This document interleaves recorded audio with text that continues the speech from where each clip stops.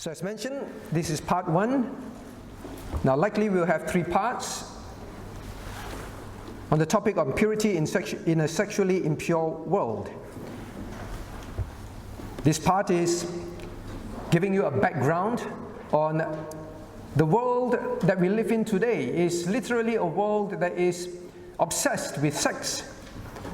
We are going to cover in part 1 also the changing views of sex. Parents, you have to be aware of this. Young people, you are probably aware, but you don't realize that this is a new view, all right? And then the appeal of sex. Why is sex so appealing? The Christian must understand that. And then God's design for sex.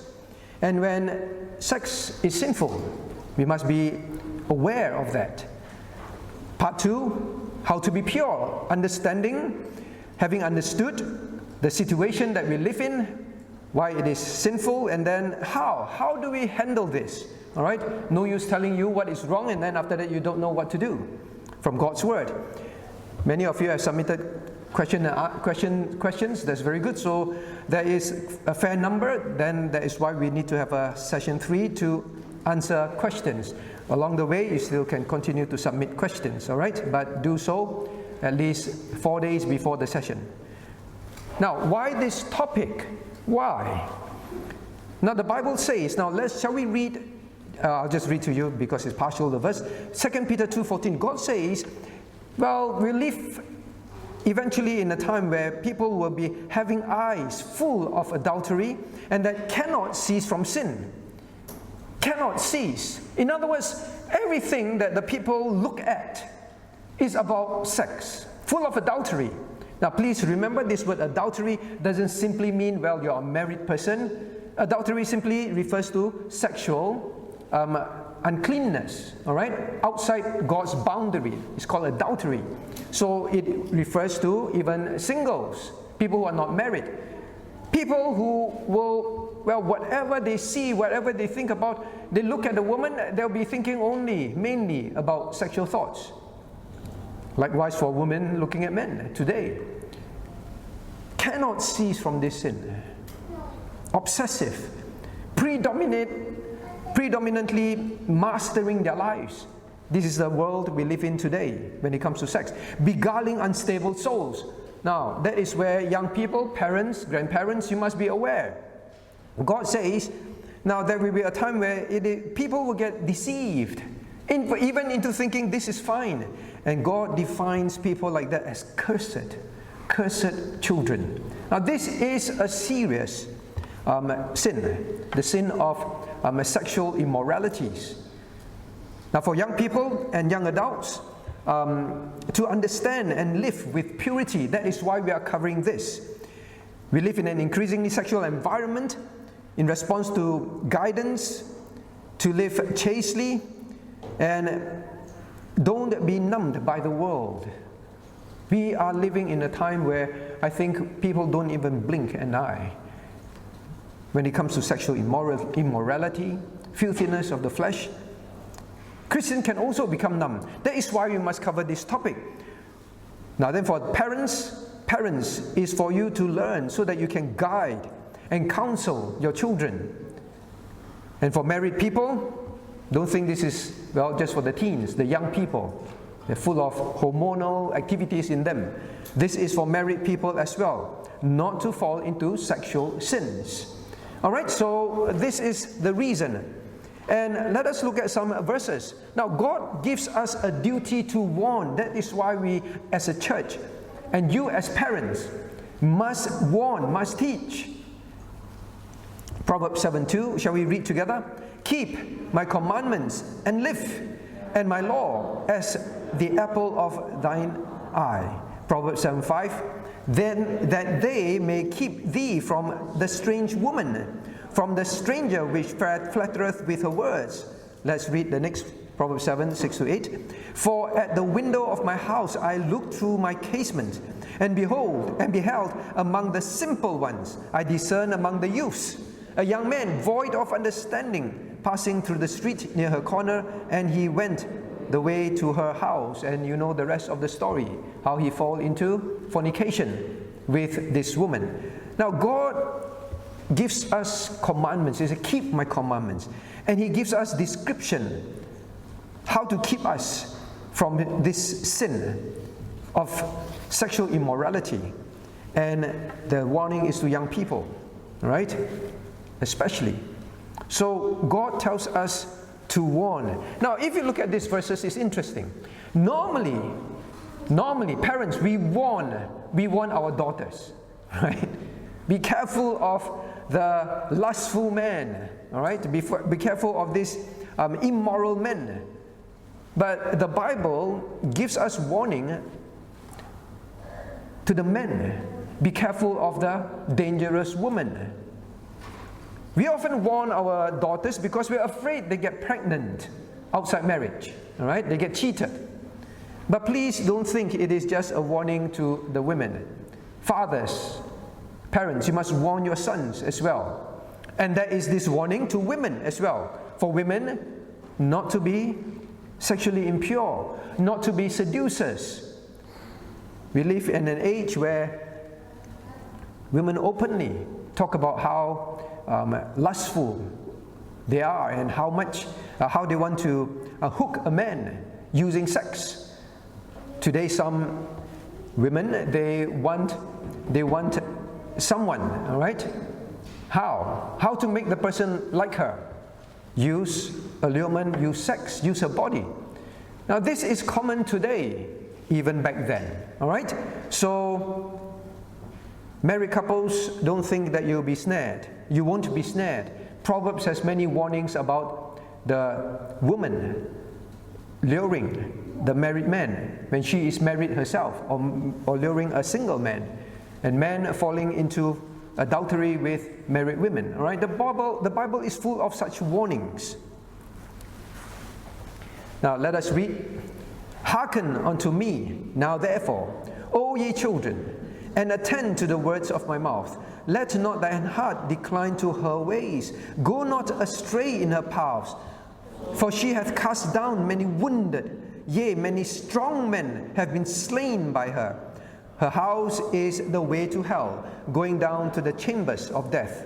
Now, there is the warning. Uncleanness, adultery. Now, God says many strong men have been slain by this immoral sin. Don't think that you are strong. Now today, many pornography actresses, all right? This is a good description of them as well. So this is not just physically you commit fornication with them, all right? Men also engage in pornography and, well, they follow after pornography stars. And God says, now many strong men, many even strong Christians have been slain by her. Her house is the way, continue reading. Her house is the way to hell, going down to the chambers of death. Now this sin is one of the sins where God talks about how it leads people into hell. Fornication, uncleanness of the flesh. Let's read Proverbs 7, 18 to 19. Let's read together. Come, let us take our fill of love until the morning. Let us solace ourselves with loves. For the good man is not at home. He is gone along a journey. Now here is the continuing story where the woman said, well, come. Now is it not true today that women also commit adultery with men when the husband is traveling? You read about those military men and their wives staying at home. This is common. All right? For the good man is not at home. She won't even say, my husband is not at home. She will say, the good man. Well, say husband, well, the young man may get turned off. Oh, yeah, husband. I didn't think of, she's married. But she said, the good man. All right? Like as if he is nothing to her as well. Just a good man, that's all. Nothing to me. He's not at home. And the men also look for such women. Look to seduce such women. Look to be part of such activities with women. Now this is, since the Old Testament, constantly warning the Christian. Now let me ask you, are you uncomfortable speaking of or hearing the topic of sex? How many of you kind of like, don't know whether to attend or not, so very uncomfortable to listen to such things, or worse, to tell my children, to talk to my children, to teach my children about these things? Are you uncomfortable? Now, parents, avoid. Too embarrassing. Or don't bother to teach.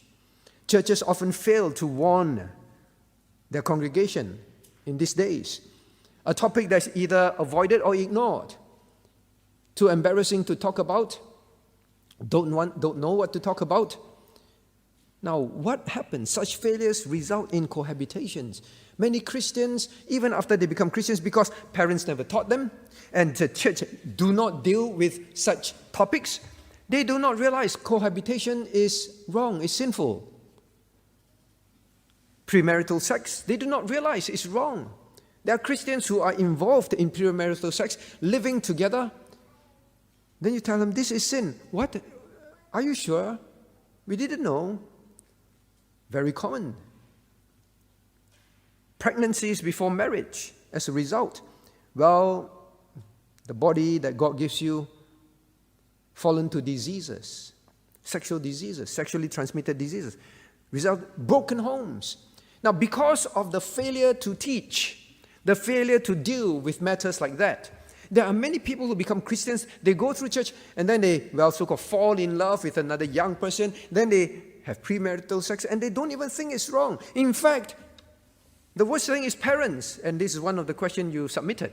Parents even say, why do pastors say it is wrong? Because if my daughter don't stay with the person, sleep with the person, well, how does she know whether they're compatible? And the man will say, well, if I don't sleep with her, then how do I know she will please me? These are Christians talking. So my friends, when church fail to deal with these things, fail to show how the world thinks, fail to show what God thinks about this matter, all these things happen. The name of God gets shamed. Well, parents and churches must not fail, all right? So that is the background, why we must deal with this. And parents, please pay attention. Young people, please take note. Now, what kind of world we live in? A sexually impure world. This is not new to you. Prime Minister Anthony Albanese, well, he reflected on the experience after he and millions of viewers, well, they got a shock of their life because this man dressed up in a mankini. I never even knew what is a mankini, all right? Until I go and check up, it's gross, right? It's a man wearing a very indecent so-called bikini. So like woman is bikini, man is mankini. He went on stage at a telethon, raised $25,000 just walking in that mankini from north to south, Cottesloe. And then even his son-in-law said, well, I'll pledge an extra $15,000 if he promised to wear the mankini on stage in front of the Prime Minister. And the Prime Minister said, well, the courageous display of Mr. Bradley was something he can't unsee. Well, today, people, even when it comes to raising charity funds, it must be linked to this kind of indecency. That is the world we live in. But not only that, it's indecent, but yet people think it's fun, it's funny, it's nothing wrong. Not only that, they say, you do it, I'll give you some more money. Goading people on in this kind of indecency. And, well, the Labour leader rightly say, some things that you see, you can't unsee. That is why the Christian must be very careful. Well, I myself thought that the telethon pajamas that young Emily and young Ari encouraged me to wear as a top were enough. So all kind of very sexually immoral, indecent things are lauded today. That is the world we live in. A sexually impure world. Some more examples, just to give you a taste. Celebrity chef rips off his shirt on telethon TV for a donor. All right? Well, you want to see my body? Well, this in the previous days, these are things that people would say is shameful. They probably kick the person out. We all know this famous person, right? Tash? Well, actually, I don't know until when I I did some research and I realized this person has been going around. I've read about her, Tash. She goes around indecently baring her body, her nakedness as a stunt, right, to protest. Well, if you're protesting for something that you think is good, why must you be so indecent? That is the world we live in. Everything is about that. Subscription porn is acceptable means of making a living. You know about that, right? Many housewives, well, because they're stuck at home because of the COVID-19 and all that, they decide to have subscription channels, private channels. You pay and then you watch and I'll undress for you. And you read these things, you say, this is crazy. In the past, this would be such a shameful thing to do. Today, they openly publicize it and you read the husbands say, I am so proud of my wife. In such a short time, she made so much money. Well, this is a great profession. And the husband encouraged the wife to do that. That is the world, the sexually impure world that we live in. Now, my point is this. It's so normal that today is like making a living. That is all. And when the Christian think that way, also say, well, it's just a living, so what's wrong with me watching? We have also sports stars. Another article just, I think, yesterday, sports stars, teenagers, also having these subscription porn channels. Because they're sports stars, they look very fit, and lustful men want to see more, and they go on all this. Right? Provocative dressing and poses are the norm. You look at any photograph, wedding photograph, or teenagers hanging out, take photographs, they have to strike very seductive, sexually suggestive poses, baring part of their bodies, making certain facial expression, making certain noises. That is how it is today. We live in a sin-crazed and infested world. Body painting in lieu of clothing. Do you know that? That people go around naked, but they just paint themselves with some paint. And they go around. It's art. Well, sexed up costumes, dressing for Halloween. Even Halloween is, well, in the past it's like scary costume. Now this scary costume has to do with, well, very sexually provocative characters. Bodies, people exercise, well, to show off their bodies. Men, to get women to lust after them. I never forget, this lifeguard said that when he was doing lifeguard patrol on the beach, the women were all running after him and trying to pull off his swimming trunks. Now that is the world we live in, where men and women both alike behave like that. It is a sexually impure world. Well, sexually explicit speech, that is how it is. Movies, the more crude, the more sexually crude it is, the more ticket it sells. Music, a lot of the music that the world produced, the songs about adultery, fornication, blatant sex and all that. Media promotes all these things. Sensuality accepted as norm. Image processing technology, well, computer animations. Anime, for example. Computer games. They're typical, even if war games and all that, it must be half-naked women, half-naked men. That is how it is. Social media regularly posts suggested sites, right, with revealing photographs, online models, various stages of undress. Now, sex and sexuality is flaunted. It is not private anymore. It is for flaunting. Cohabitation is normal. Have you heard of this polyamorous? Recently, very frequent in the news as well, where people openly talk about, well, they have multiple partners, whether they're married or not married. Polyamorous means, poly is many, amorous means amorous relationship, love relationship. So they openly talk about how they date other people, then the partner date another person, and then they form a partner together, and they do all these kind of things together. That is touted today. Woman wanting the husband to be like that. Husband wanting the woman to be like that. Now, the level of indecency and immorality has dropped so low, that it is no longer frowned at, but it is, if you're in such a thing, you flaunt it. You flaunt it. Now, this is a problem. Ease of access to all sorts of impurity, impure sights and sounds at the click of a button. Pornography. Even today, when you try and search for something, go to legitimate sites, whether it's news or sports or shopping for grocery, you have advertisements, photographs that are so inappropriate, right? Sexually inappropriate. Now, parents and children, you're not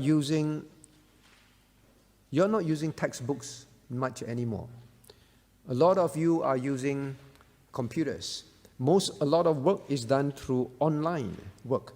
Parents, you must realize that your children now suddenly is exposed to, they're just literally one click away from all this sexual immorality and impurity, just one click away.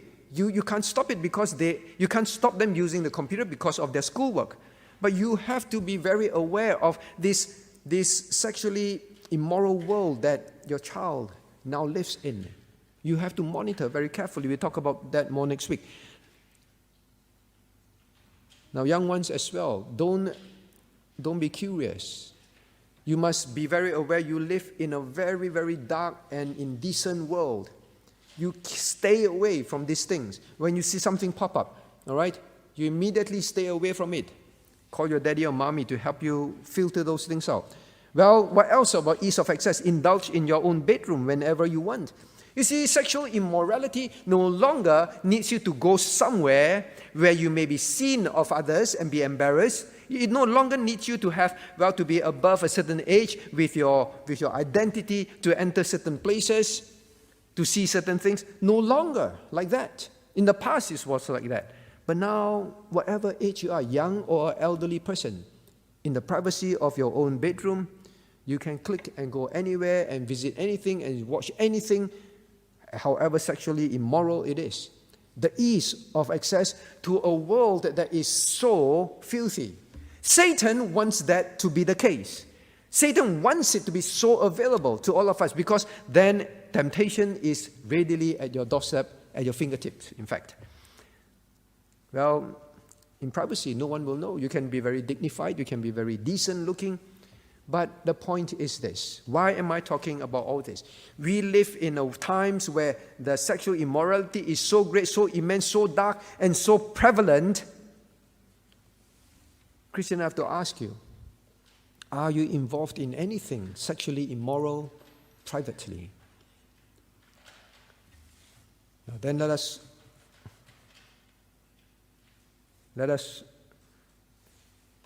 well, another thing I want to say before I move on is this. Now, because it is so common, number one, so prevalent, so acceptable, number two, people don't even blink an eye about it anymore. As a result, the Christian may even begin to think this is not so terrible a sin after all. Because it's everything, it's everywhere. There are far worse things. All right? So just a little uncleanness, a little lust is all right. It is not. My point up to this stage is this. Why do I want to give you so many examples? It is very, very common now. You have to be very sensitive to it. Or you fall into sexual immorality in your mind, which will lead to actions. Now I want to talk about some other aspects. Now in WA, the law is this. People can't have sex or engage in any sexual activity at all. Now if one is under the age of consent, or number two, if one of the party doesn't want to, or they are in the same family. 3 conditions. All right? In Western Australia, people under 16 years old cannot legally consent to having sex. So even they consent, but it is illegal. The age of consent is 18 years old if there is a special relationship between people, such as One is a position of power or authority over the other person, like a teacher with a student. All right? Then the age of consent is 18. Now, this is the world's view on sex. All right? The world's view.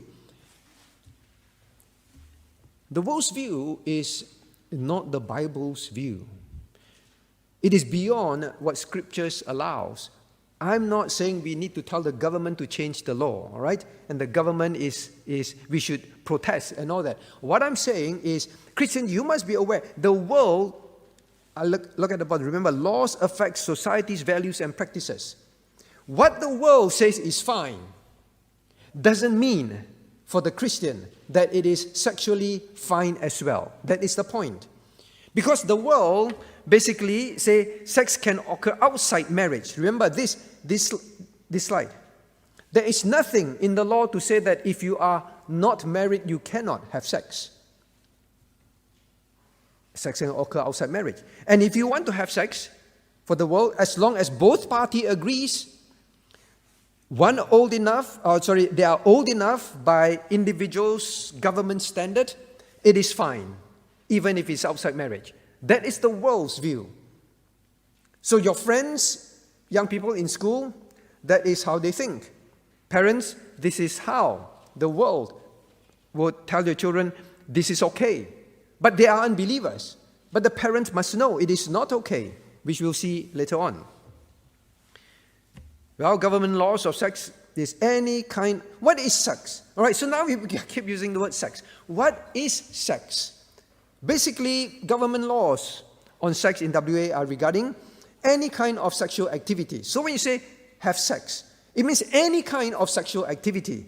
This includes kissing, all right, touching someone sexually, any kind of sexual penetration. So parents, do not have the wrong idea that when your children talk about sex, or when their friends talk about sex, it is simply about, well, there is sexual intercourse, penetration. No. Anything that includes this kind of bodily rubbing, touching, especially sexual areas, this is sex. So you must know that is what it means. Now, with so much sex around us, we don't think that sexual thoughts and casual sex is that bad. Because the world have sex casually. They watch pornography. They talk about dirty things. To the point where the Christian may feel it is not that bad. It is not so bad a sin. Well, as long as there's consent, it's fine. As long as it doesn't create problems in the long run, don't get pregnant, it's fine. Now we indulge in some of it without too much feeling of guilt. Is that what is happening to you? Take ourselves back 20 years, or maybe even 10 years. Now many of these images that we see, we will, as Christians, will say, I should not even look at that. But today it's so common. We watch sports programs that are like that, and maybe you even want to watch certain sports programs that are like that. You say, well, it's like that. The world is like that. We have adopted some of the world standards, but still stay morally above them. All right? Many areas you are moral, but in this particular area, and that is the point of these sessions, we can be, well, very conservative in theology, in doctrines, and even in many other areas, drinking, smoking, gambling. But now this area is so pervasive and so low in standard today that the Christian may even be indulging in them and think it's okay. Now I've actually counseled Christian men before who have been Christians for some time, and also new Christians. And when I talk to them, well, they say, when I deal with this particular thing about pornography, and all that, some of them look very shocked. Oh, you mean it's wrong? I didn't know. Because we cover it in BBK. They say, oh, I didn't know, it's wrong. Is it a small sin? Now I want you to know, let's read together. Flee fornication. Every sin that a man doeth is without the body. But he that committeth fornication sinneth against his own body. What? Know ye not that your body is the temple of the Holy Ghost, which is in you, which ye have of God, and ye are not your own. Now, please know this is a unique sin. It is not like other sins. And God describes it. So, Christian, do not indulge in this uncleanness in any form, or just take it lightly and look at certain things. Do not take it lightly, because God says this is a sin. Now, listen carefully how God says it. Every sin that a man sinneth, that doeth, is without the body. Means it's outside the body. All right? And God says every sin. But this is one unique one. But he that committeth fornication, whether in thoughts, whether in physical acts, God says this is one thing that you sin against your own body. So it is a special kind of sin that does something to your body. Why does God say that? Because he says, what? Your body is the temple of the Holy Ghost. Christian, let us awake to that. Allowing these kind of things to enter us and think it is nothing. You may as well talk about, well, you go to the temple of God in the Old Testament and bring all sorts of filthiness into it and say, there, this is nothing. It's the same thing. God says, you are the body of the temple of the Holy Ghost. He dwells in you. And you allow these kind of things to defile the abode of the Holy Ghost. So, my friends, be very careful. Awaken to this. That is the background. Now we want to talk about the changing view of sin, all right? The changing view of sin. And you must be aware of the changing view. Now, teenagers are now, I'm quoting from, all right? I'm quoting from ABC News. They did some research. Does Australia, and the topic was, does Australia's sex education curriculum need to include more on sex positivity? LGBT plus and so on, LGBTQ plus and so on, all right? So the topic of research is this. Should Australia's education system, curriculum, include more on sex positivity? Now, what are they talking about? What are they trying to research? Now, these are quotes directly from that. Teenagers, so they say teenagers are generally having sex for pleasure. So they say this is the reality. But many schools treat sex as primarily reproductive activity.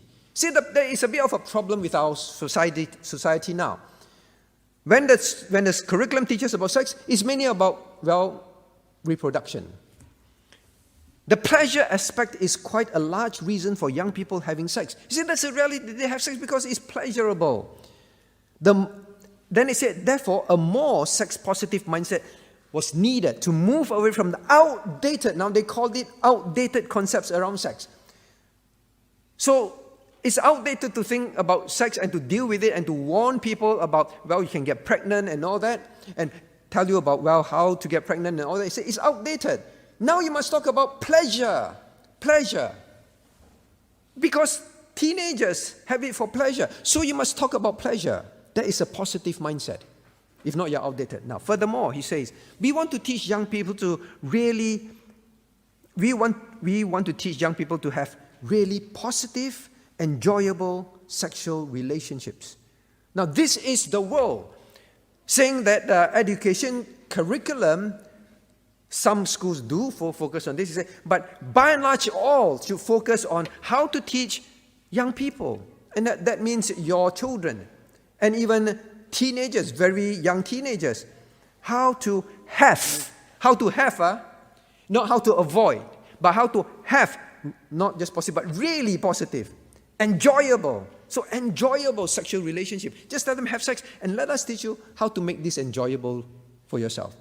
There's more, and they even say this, there's more work to be done around things like consent and negotiation in sexual relationship. They say more work needs to be done. This is the changing view, my friends. During our time when there is sex education, is to warn you about sexually transmitted diseases, is to warn you about getting pregnant outside marriage, is to warn you about all these kind of things. But now it's the opposite. It's to teach you how to have it better. This is the changing view. Parents, you must understand that. And young people, why am I reading this? The point is this. You are being taught. You are being told. You are being educated to enjoy sexual relationships at your age, even outside marriage. You must know that this is what the world. Now, of course, we know the energizing force behind is Satan. All right? The world is the prince of this world, Satan. He's the energizing force.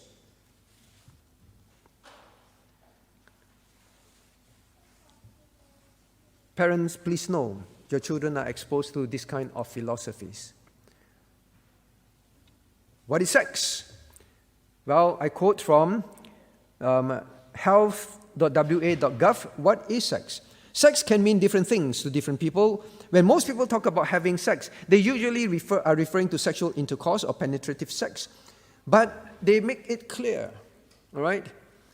It is also possible to be sexual without actually having sex. Things like kissing, touching, rubbing, stroking are all that can make you feel good.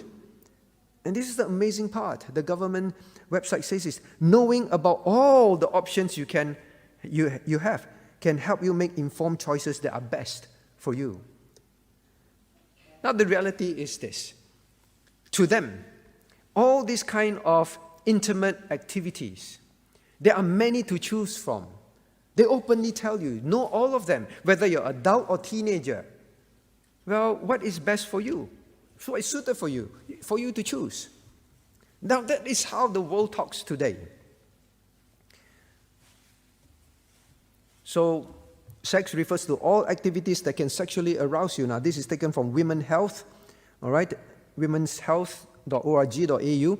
Now, sex is any act that can sexually arouse you. Sex is more than sexual intercourse. And they openly say you can also have sex with yourself. You know what they're talking about, right? So all these activities, this is what the sex is.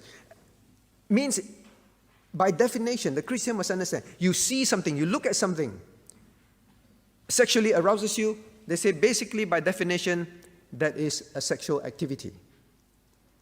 In your own room, touching your own body. They say, well, you can do that as well, that is sex. Now let's look at the survey. This is taken from the National Report, all right, education.au, as well as from the same research in ABC News. Now, in this survey, year 10 to 12 students engaging in deep kissing, 74%. So it's very common. The other day, someone was saying, I can't remember, was it year 12 or was it university?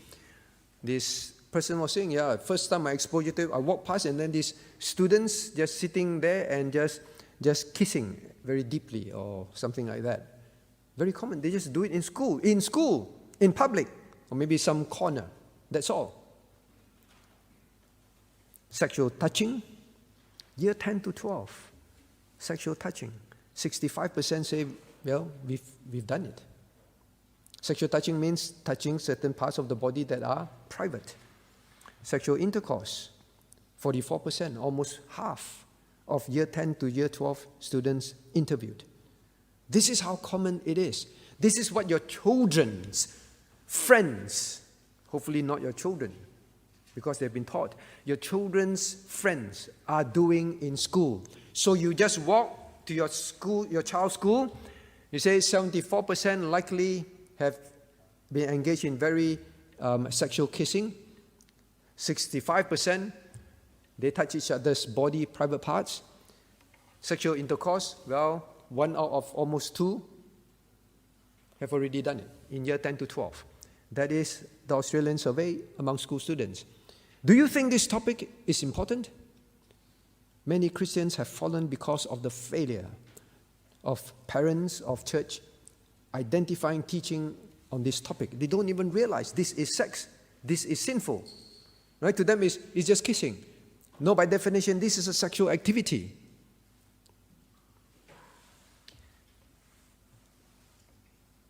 Now, you have to realize this. It doesn't reach sexual intercourse overnight. It begins with the other sexual activities first. That is where it leads to.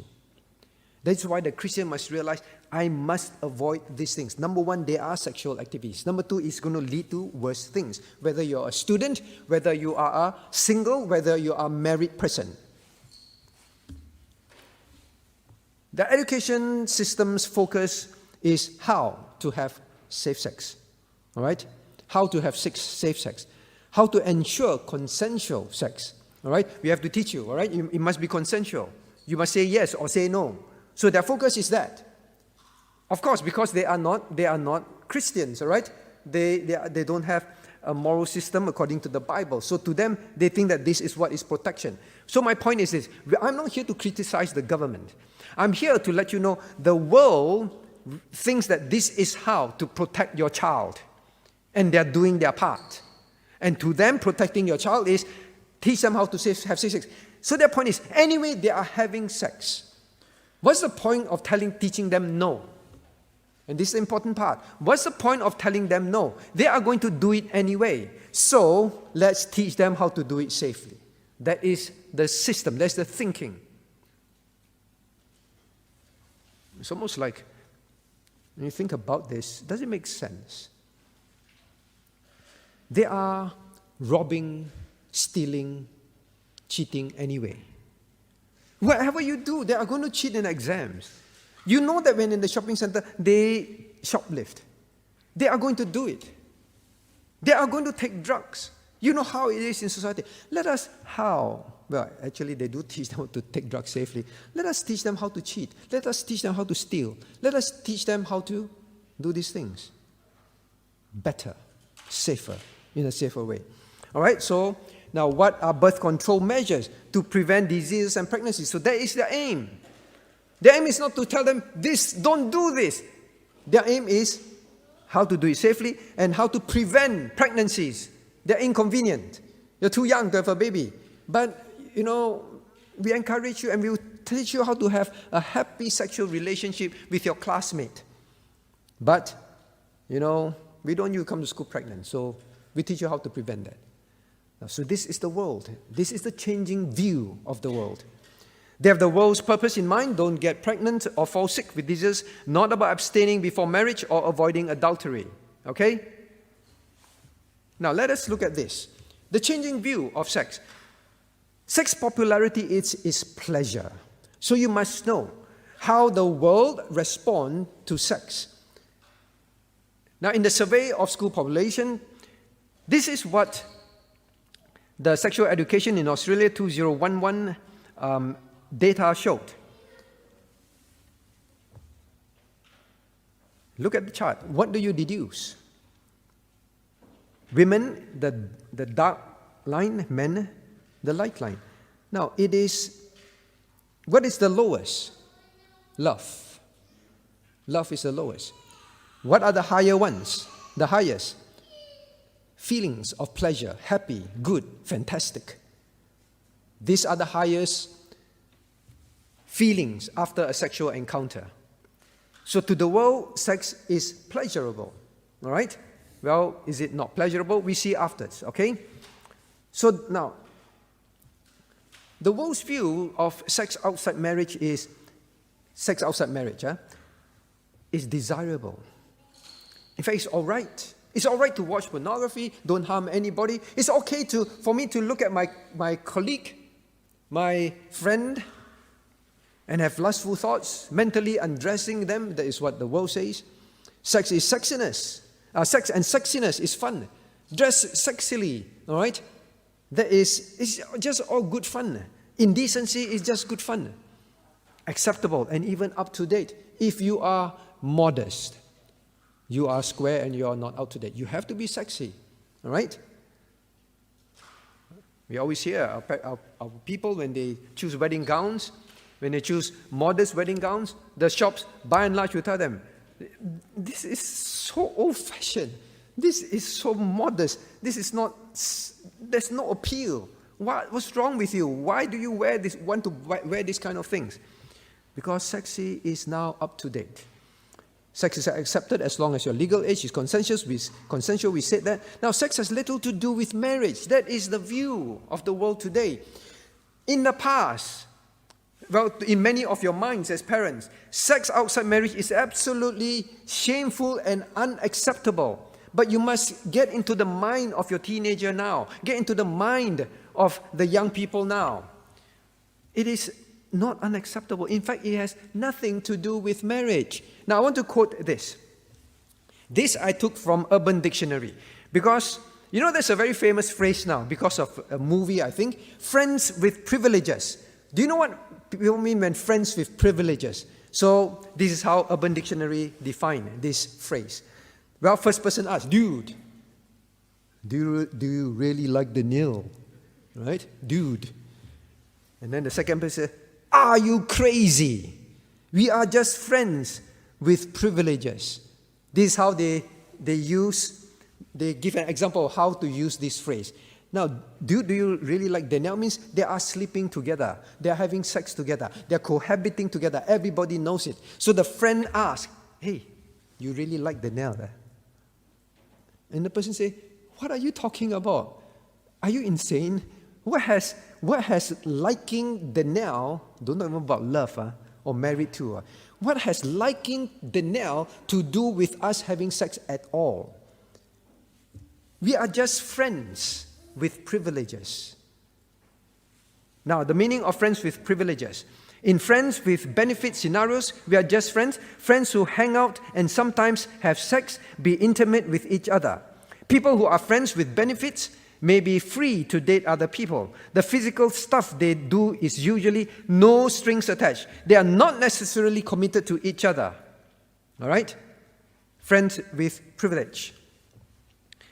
And another quotation they use to describe is, well, a friend telling another friend. So they give you all this example of how to use this phrase. Carol gave me friend privilege. So the friend said, Carol gave me friend privilege. I'm going to have some great times with her from now on. The changing view of sex in this world. In the past, it's shameful. Now it is like a recreation. Do you understand that? It's like two persons, well, we can't get along. We like chao kwai tiu. Let's go and have chao kwai tiu together. Oh, you really like so-and-so, eat with her? What is it to do with like her? We are friends who like to eat chao kwai tiu, that's all. We are friends who like to eat pasta, that's all. Pizza, that's all. And we go eat it together, that's all. Both men and women think like that. So, this is the world today. Now, young person, I address you first. You have to know the world thinks like that. Are you also thinking like that now? Actually, what's the big deal? Why must church hold a few sessions on this? It's just sex. It's just like two of us go play a game of badminton. We both like it. That's all. What is the big deal? Have you degenerated to that point? Have you? If you have, you must realize God says it's fornication. And it's a very unique sin, not like any other kind of sin. It is not no big deal. So the Christian must awaken. Parents, you must be aware. And don't ask things like, well, if they don't sleep together, how do we know that they get along well? They're good for each other. It's called fornication, right? So friends with privileges, that is what it is. And this is common in school today, all right? I was talking to some of the university students, and that is what they talk about as well. Today it's just that. They live in the same dorm, they sleep together, they have sex. Everybody knows it. No one blinks an eye because, what about it? What's the big deal? In fact, if you're not in such a relationship, maybe there's something wrong with you. Those views of sex outside marriage, sex is just another way to feel good, enjoy yourself, just a recreational activity. Can be with anyone. No link, no commitment, no strings attached, little to no relation to reproduction, to form a family. So sex has nothing to do with procreation. In fact, procreation is an undesirable side effect. That is the thinking and the changing view of sex today. In the past, people see it as a very honorable thing in marriage, and it's for forming a family, and so there's nothing to do with that today. It's a troublesome thing about sex today is you can get pregnant. We must teach God's view. The world has strong views that are introduced to you as an adult. So what if I like my colleague, we are on a holiday, then we just, do something, have a romp together? What's the big deal? Now, when I was working, there was this situation. A married woman. all right, married woman. We were on a company trip, all right, and they openly hug and kiss. He openly hug and kiss a single man, all right. And although they have their separate rooms, they slept in the same room, all right. And then when we have to knock on the door and ask them to go, come, you're late for activities. They both were in towels, answering the door. There is absolutely no shame in that. In fact, they think we are actually quite a cool couple now. No shame at all. That is the view that the world has. In fact, one of them claimed to be a Christian. Amazing. Parents, adults and children need to understand understand this whole topic on sex from a Christian viewpoint. Don't be changed by the world. Parents and church need to learn and need to teach the right view in the light of God's word and His purpose. It is not just about morality. It is not just about avoiding consequences. It is about 1 Corinthians 6:18-19. We are teaching this not because, please, don't have any pregnancy case outside marriage in our church. Please, don't have all this kind of sexual disease. Please, that is not the point. The point God says is it is a unique sin and you defile the temple of the living God. You must awake to that. Now, appeal of sex. Quickly. The appeal of sex. I'm 15 minutes behind. Now, then we have to talk about the appeal of sex. Just now I said, well, to the world, sex is just for pleasure. All right? And they say, well, sex is pleasurable. That's why we do it. It's just like you like to eat a certain food is pleasurable, so you just do it. Recreational, casual, that's all. Okay, so I really hope that it has sunk into you by now. You look at your colleagues, you look at your friends in school, to their mindset it is just another thing they do for recreation, that is all. Why are you so prudish? Why are you so hung up about this? But you see, the reality is, as they survey and say, yeah, people have sex outside marriage, and then they find, well, happy, pleasurable, and all that. Now let us look at this. And teens, young people, parents, you must understand something is happening to your body as you are in puberty. Now, puberty.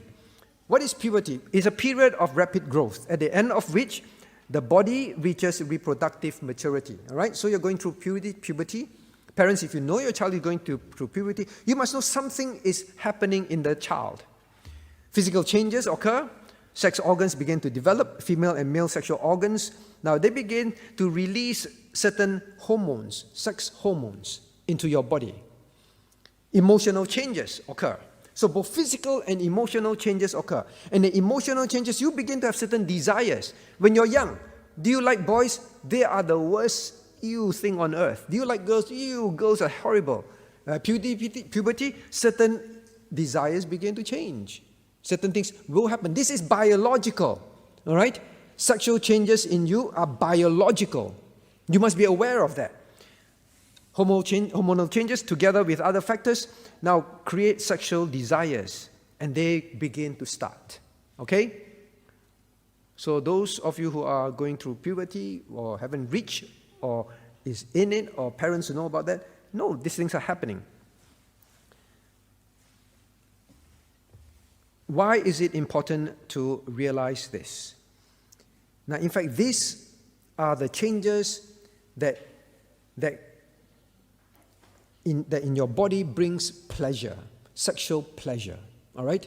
It is there. It is there. Now, next. The reason why you must be aware is for control. Teens and parents must be aware that these are biological changes that are occurring, so you must be prepared to resist the impulses that come. These impulses will come. And parents, you must watch. You must guide. You must be aware that they can fall into these impulses. They may not be aware of it. The reason why I'm talking openly about it is you will have those sensations when you are with a boy, girls, all right? Or girls, when you are with a girl.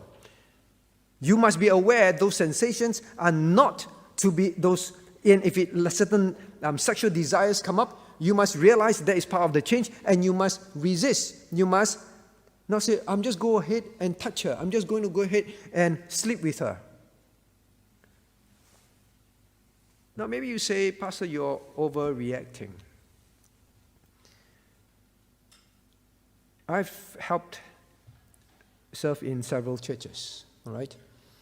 Even the most decent-looking boy, even the most active person that I know, one of the most active, all right?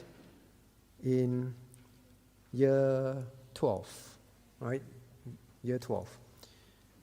Active, serving, godly, come for prayer meeting, everything. Now, one day told me, I had sex with my classmate. What should I do? And the person just asked it's nothing. I was puzzled. I was very puzzled because I say, this kind of conversation is very different if it was 10 years ago. It will be a discussion of remorse, shame, but it was very, very normal. It's like, I play badminton with my friend. It's that kind of statement. That's all. I could not understand until I prepared this Bible study. Then I began to understand, parents, you must know your children have reached a stage and been changed by the world that they really do not think it is so severe and bad a thing. And all the person was asking, so what to do? How to repent? And it's like, so that I can move on, and that's it. With a classmate, I say, is your girlfriend? It was this a bit puzzled look. It's like, why must it be my girlfriend? I never understood that conversation until this week. The person said girlfriend? No. Why girlfriend? So how is it possible? It's just my classmate. We just do it. One afternoon we decide to do it. So parents, you must know there are changes, even for the younger ones especially. Don't leave them alone at home with another boy, another girl. Don't let them go for all these kind of parties, sleepovers. We'll talk about all this next week, all right? But what I'm telling you is be aware. Young person, be aware. Do not get yourself into a situation where these impulses that are present in your body gets the better of you because you allow it to and you put yourself in that position. Now, next.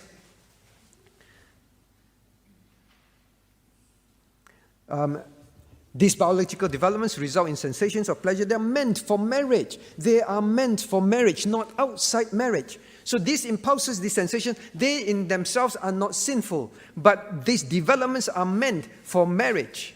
Okay? Understand that well. That is the view of God, and not the view that we should not have the view of the world. Now, the facts behind why sex feels good. Why? Now, this is a clinician, or I don't know what you call them, sex clinical studies person. Now, she defined this. Lust, feeling of sexual desire and wanting to jump into bed with someone. Now, this stage is characterized by hormones, testosterone, and estrogens, all right? It's caused by these changes in men and women, these hormones. Biologically, they acknowledge that, and we know that. Now, attraction, beginnings of relationship where it makes us feel like we are drunk with love, infatuation. Well, teens, are you going through that? Before that, you see boys, you can't stand them. Now you see certain boy, your heart flutters, right? You feel dizzy.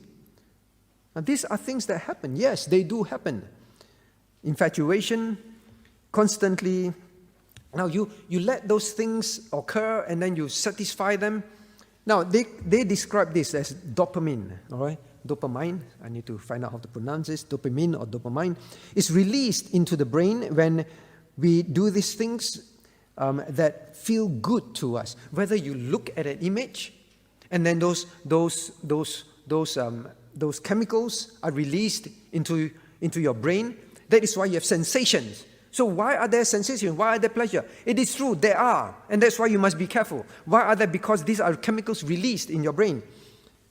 One of these things is having sex, whether it is sexual, having sex with yourself, that's how they describe it, or whether it is having sex with someone. Both dopamine and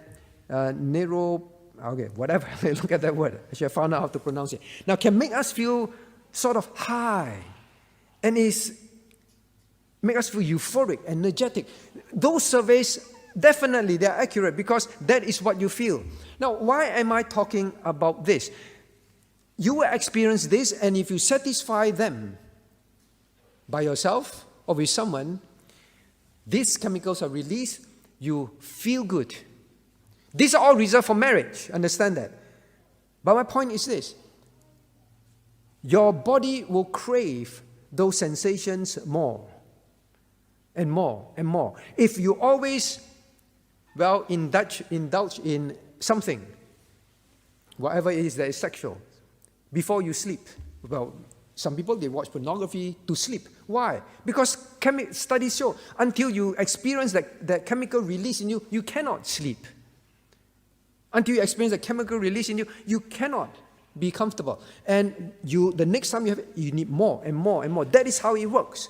Now, why all this needs to be mentioned? Because, let's read together. 1 Corinthians 7:9. But if they cannot contain, let them marry, for it is better to marry than to burn. You see, God acknowledges that the sexual emotions and desires, they can be burning, means very strong. And it can be an uncontrollable lust. And therefore, better for them to get married. These are emotions that can be satisfied in marriage without sin. It is not sin in marriage. So young person, this feeling of high, now this lust, they can become an addiction and you can't stop because it feels good. It feels good. Premarital sex will feel good, just like it will feel good in marriage. Why? Because it is sex. That is what the body responds. That's how the body responds. Now all this is to warn you, please don't get curious. It's just like taking drugs. Don't get curious about drugs. You know that. This is the same effect.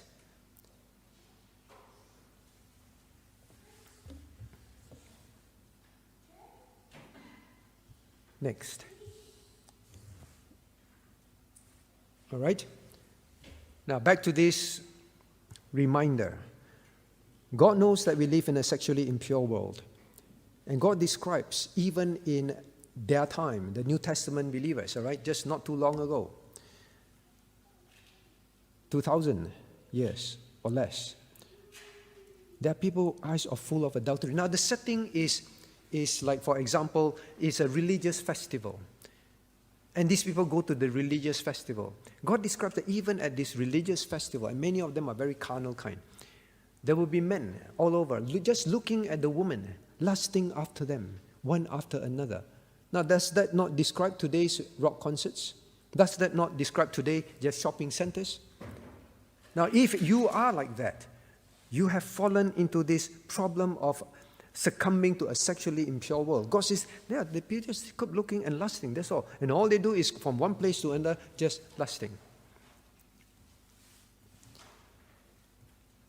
When I was very young, a friend, I went to stay over at a friend's place, and the two older brothers, right?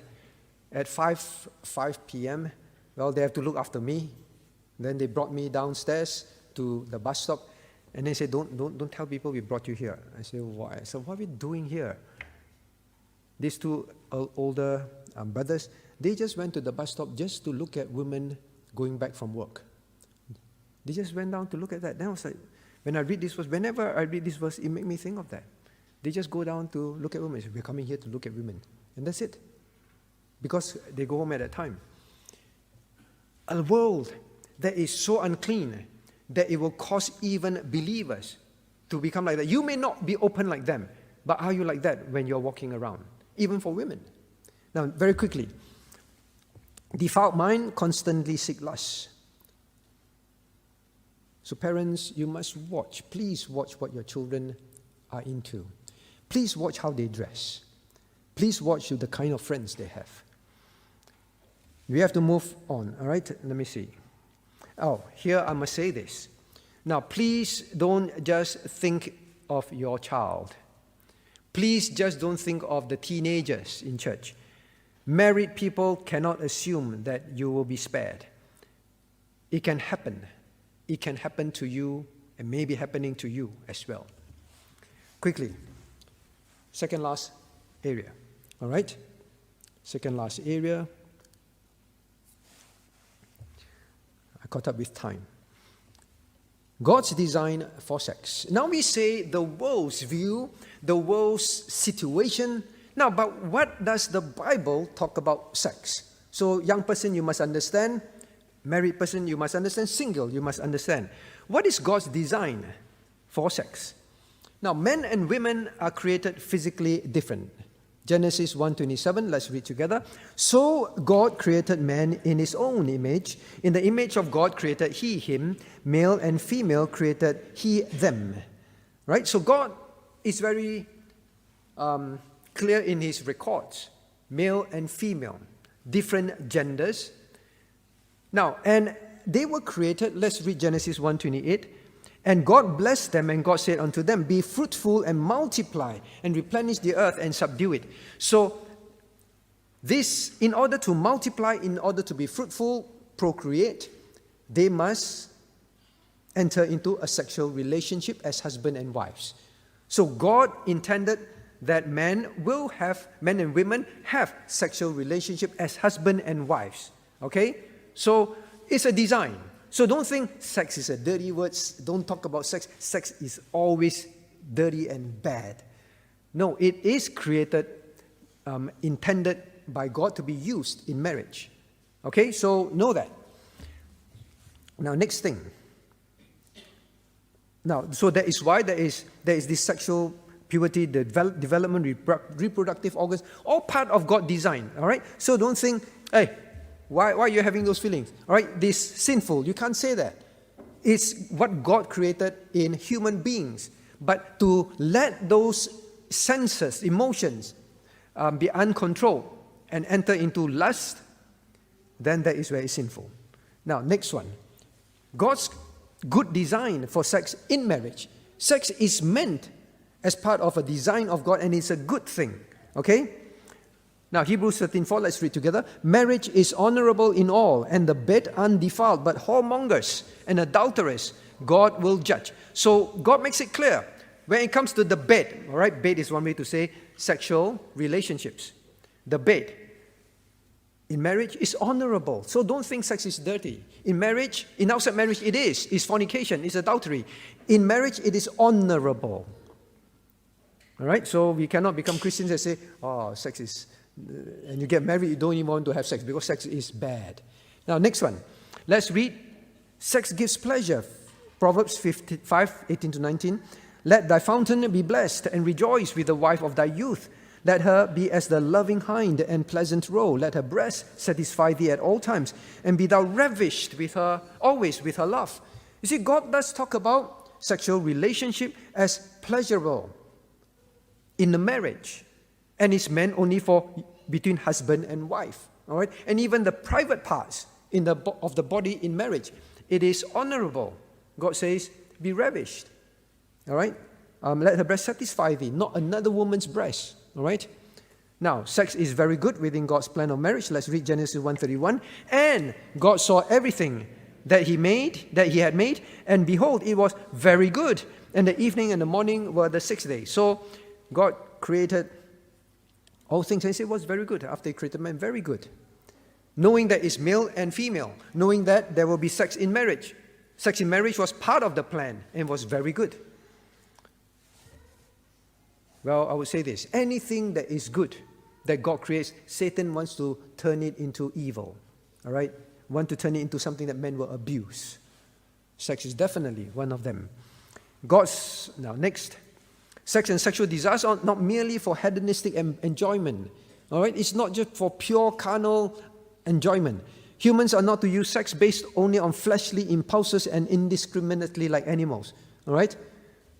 For men that God created, sex in marriage is honorable. Not do it whenever you want with whoever you want outside marriage. Not to be regarded just as another biological instinct to be satisfied like hunger and thirst. And that is exactly how the world views sex today.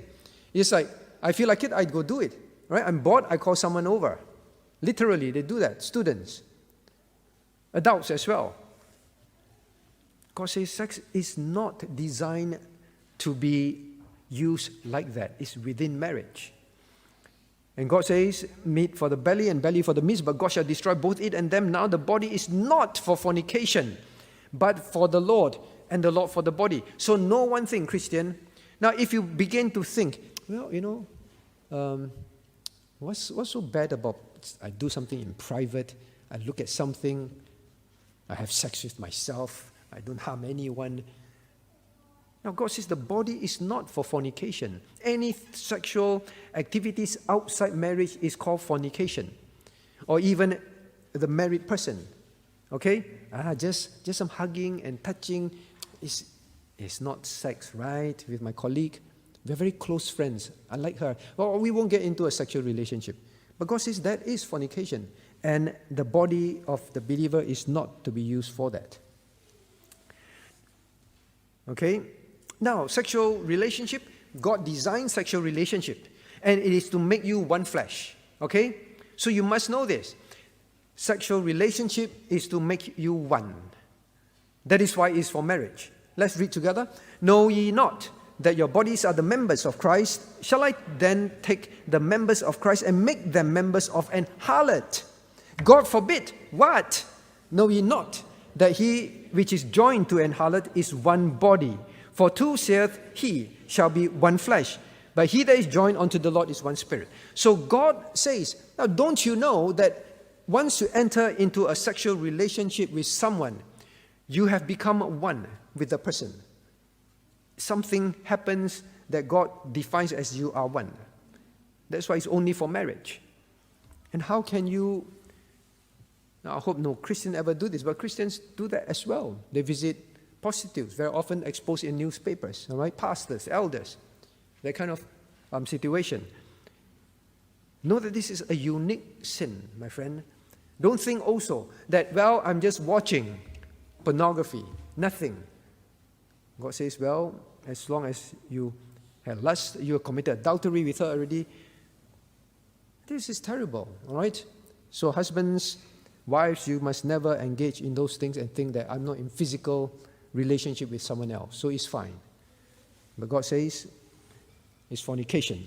So summarize very simply, all right? The bed, you notice there's a baby pram, right? There's a baby cot, all right?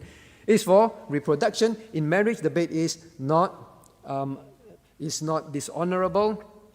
It's part of physical union within one. Helps us to fulfill God's plan of procreation for those that God intend for you to get married. Sex is for that. Pleasure in sex helps promote physical union and procreation. Our bodies are God's. We must use it for God's purposes. But the world's practice, as long as consensual, is fine. Don't have to be in marriage. Right age is fine. Procreation, troublesome, undesirable effect of sex. But God says it's for procreation. Sex is simply for me to enjoy. But God says, no, it forms union. It is not just for you to enjoy and that's it. Like nothing happened after that. Now, finally, all right? Lastly,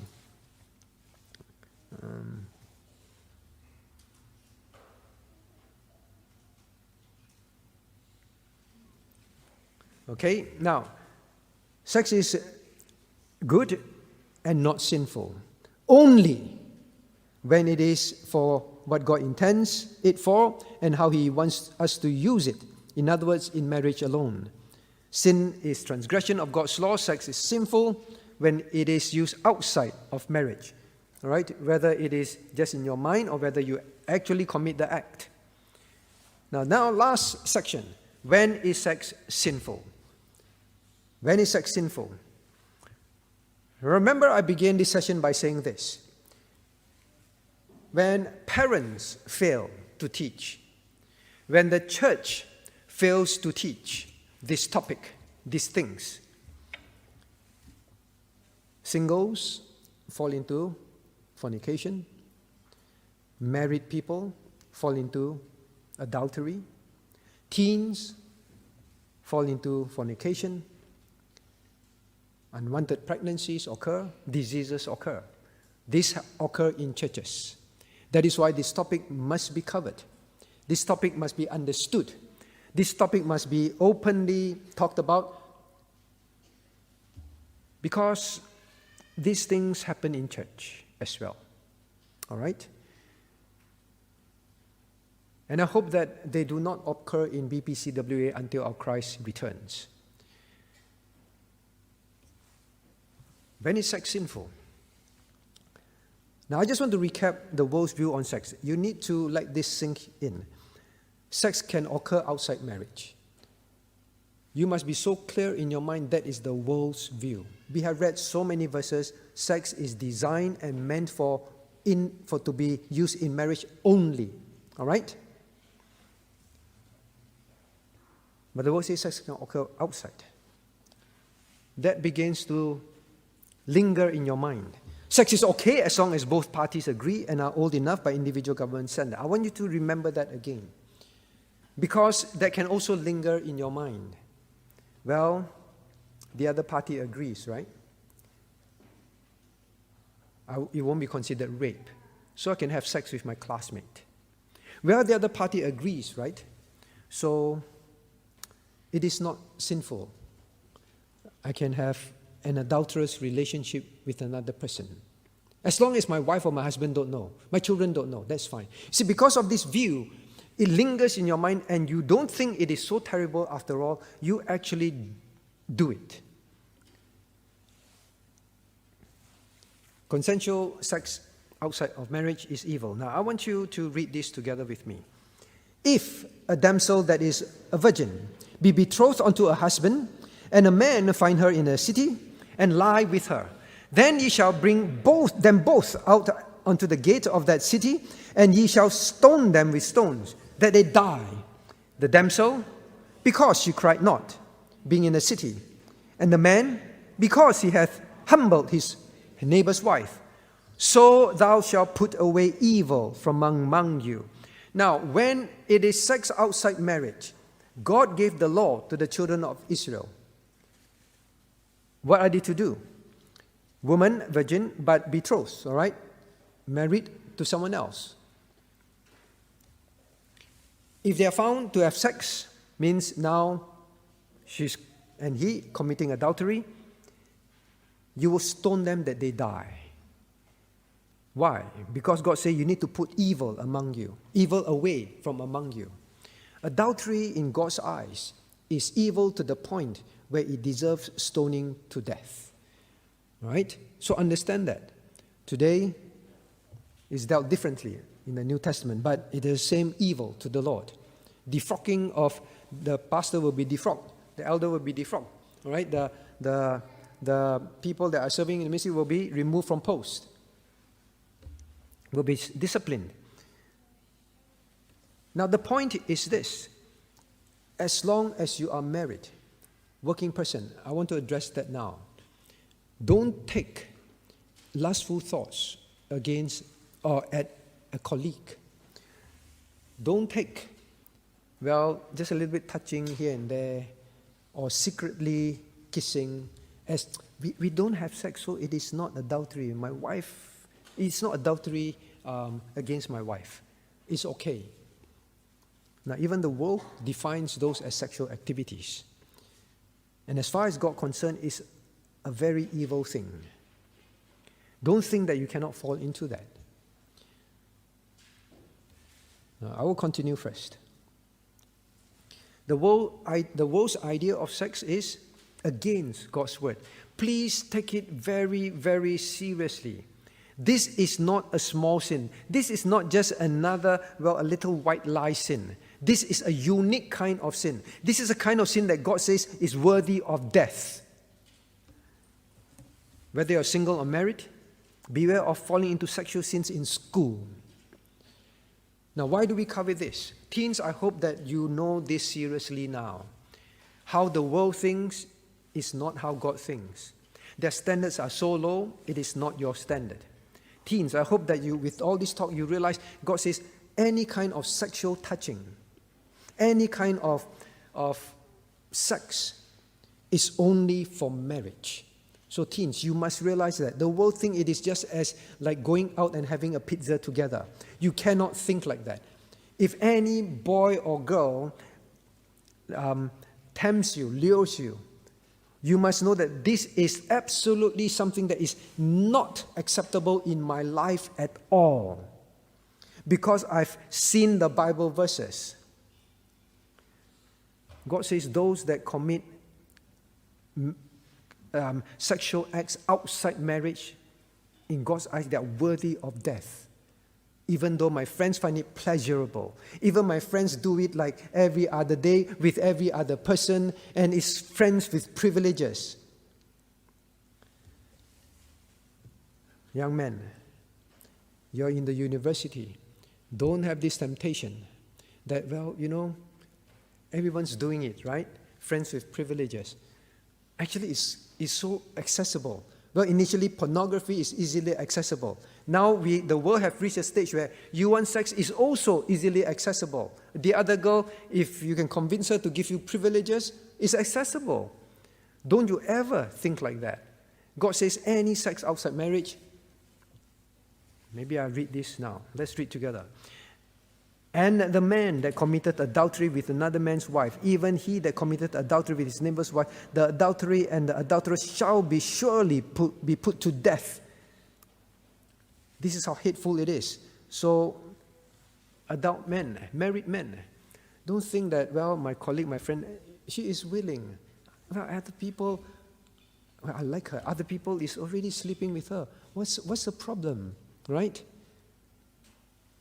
If you ever think friends with privileges, I might as well take advantage of it, since everyone is taking advantage of it, and it's accessible.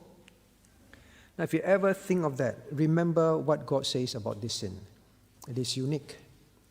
You commit a certain sin in your body that stays. It is unique. You defile the temple of the Holy Ghost.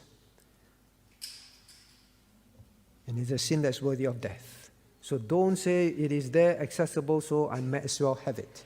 It is not like reaching out for a cup of drink when you're thirsty and just satisfy your thirst. Husbands, wives, the same at work. Anyone that commit adultery, the adulterer and adulteress shall surely. So God says, shall surely. This is one sin that there is no negotiation. They will surely be put to death. Don't take these thoughts lightly. Now, even in church, adulteries happen in church. Adulteries happen in church camps. Adultery happens in the church, between pastors and congregation members, between congregation members and congregation members. Don't even think that just because, well, the wife and my wife are very close, it's fine. Or the husbands are very close. Well, they talk to each other. Now, you need to be very suspicious. Women, any church member of the opposite gender that is suddenly very nice to you, you're very getting intimate with you, but should be all right, right? My husband and they talk so much. Or even the other way around. Husband, don't think these things don't happen in church. It happens in church. Where the woman begins to, women, be careful, begin to have amorous thoughts of a man in church. Can be someone's husband. It happens. It happens. All right? Of someone's husband. And very nice to the husband. But then as a wife, you say, but she's very nice to me as well, right? So these good friends are nothing. Please don't be so foolish. Be very, very careful. And women, if you begin to have such thoughts about someone else, another person's husband, another man in church, control it. Don't let it, or rather I would say, kill it. Don't let it proceed. Men the same, likewise, especially. So these things happen. Teenagers in church commit adultery. Adults between married couples commit adultery. They happen. That is why we need to cover these things. All right? So I've mentioned, this means that sex with anyone outside marriage is hateful. Don't think you may as well watch the porn. I may as well. Everyone's watching. I may as well have sex with the person since everybody's doing it. I may as well. These lusts that you fight are within you. The biological changes happen. All right? So, young person, you know it is there. Don't put yourself in those situations. I say that again and again. Don't go to those websites out of curiosity. It is not very different from just trying drugs. You say, I will never try drugs. It's the same kind of effect on you. Same for the adult men and women. Right now, so we see more of this. Flee fornication. Flee fornication. I want to remind us again and again. Every sin that a man doeth is outside the body. But he that committeth fornication sinneth against his own body. I want you to remember, what is sex? By the definition of the world even. Don't talk about Christians. Christians should have much higher standard. Sex means different things to different people. It's possible to be sexual without penetrative sex. All right? Touching, rubbing, stroking, all this, kissing, these are sexual activities. Don't do that in school and think it's nothing. This is, by definition, the world. Survey. This is what is sex. Remember, this is sex. And it leads to worse things. Now, finally, men, women, in church, at work, students in school. The allurement of sex, being in this world which we've shown is so sex-obsessed, so sex-infested, or forbidden sex kind of infested. Now remember when the serpent tempted Eve, he said to Eve, Yea hath God said. Did God say it is so terrible a sin? You've read it for yourself. Multiple verses. Yes, God said it. But he will always make you think, the whole world thinks like that, the whole world lives like that, the whole world does that. Friends with privileges and so on. And pornography and subscription pornography, the whole world does it even for a living. What is wrong? It is so. Is it so bad? That's how he will talk to you. Next, the serpent will say, you shall not surely die. Don't worry. It's just a small sin. You will not surely die. You will end up in consequences that you will regret for life. You will succumb to the temptation. Finally, she say, because she entertained, it is good for food, pleasant to the eyes. Tree to be desired to make one wise. She took. 8. Give it to her husband. You will fall. This sin of sex is a very dangerous sin that Satan is very good at deceiving you. So when you're in church, when you're at work, when you're in school, remember what happened in the Garden of Eden when certain emotions for someone arises that you know you should not have. Next. Forbidden fruit can taste sweet. That is a problem with sin. The Bible says stolen waters are sweet and bread eaten in secret is pleasant. But remember, James 1:15-16, let's read together. Then when lust hath conceived, it bringeth forth sin, and sin when it is finished bringeth forth death. Do not err, my beloved brethren. God loves you. God said, don't make this mistake, my beloved ones. You think that lust is nothing, just you in a room on your own, or with someone in secret. And it's consensual, although it's outside marriage. But lust, when you let it proceed to the next stage, it will bring forth death. All kinds of death. Death to your family. Death to your own spiritual life. Death to many things. Sexual lusts are strong. Please know that. Last slide. Please be aware of that. Why we cover this is to let you know sexual lusts are, or rather sexual emotions are biologically present in us. And they can be very strong. God even used the word burn. You need to be aware of how the world thinks, and you have very high standards, and stay away and be very clear what God's standards are. Now let's read 1 Corinthians 7:2. Nevertheless, to avoid fornication, let every man have his own wife, and let every man have her own husband. Now God says, 7:5 reading, defraud ye not one the other, except ye be with consent for a time, that ye may give yourselves to fasting and prayer, and come together again, and Satan tempt you not for your incontinency. What is God saying? Even for husband and wife, you are not to withhold sexual relationships from each other.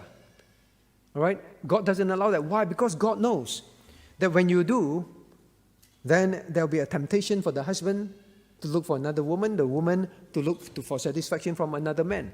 So even within marriage, God says, now, even if it's for fasting and prayer, do not let it be an extended period where you don't have conjugal relationship. It's dangerous. So God knows that this is, and if you are not given the gift of singlehood, this is something that you know that is difficult to control. Well, even if you're given the gift of singlehood, you still need to be very, very careful. All right? So this is a strong emotion. This is real. The world standards are very, very different from the Christians. God willing, next week as we come back and you submit your questions you have, we will talk about then how to control this lust as a single, as a married person. Let us pray.